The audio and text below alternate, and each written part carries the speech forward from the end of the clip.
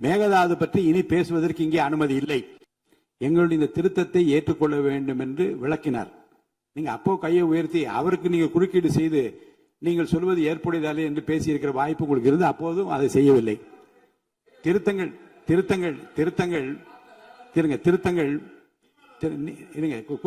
புரியுது. குறுக்க நீங்க முடிக்கிற குறுக்க பேசுறீங்களா? அப்ப நான் எப்படி பேசுறது? அமைதியா இருங்க. நான் பேசி அது நீங்க பேசுகிற போது சொல்லுங்க. இப்ப அடுத்து திருத்தங்களுடன் இது ஏற்கப்படுகிறது, ஏற்போர் ஆமேன்க என்று நான் சொல்லுகிற போதாவது திருத்தங்களில் எங்களுக்கு உடன்பாடு இல்லை என்று யாரா கையை உயர்த்தி பேசி இருக்கலாம். அதுவும் நீங்க பேசவில்லை.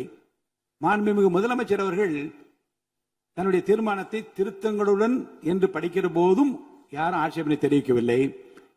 இதெல்லாம் கடந்த பிறகு ஏகமனதாக என்று இந்த செய்தி எல்லாருக்கும் தெரிந்து, மக்களுக்கும் தெரிந்து, நாட்டுக்கும் தெரிந்து, ஏட்டில எல்லாம் வெளிவந்த பிறகு இப்படி திருத்தங்களை பற்றி பேசிக் கொண்டிருப்பது சட்ட விதிகளுக்கு முரணானது, நம்முடைய உணர்வுகளுக்கு முரணானது, தமிழர் உரிமைக்கு எதிரானது என்று நான் கருதுகின்றேன். மேகதாது பற்றி இனி பேசுவதற்கு இங்கே அனுமதி இல்லை.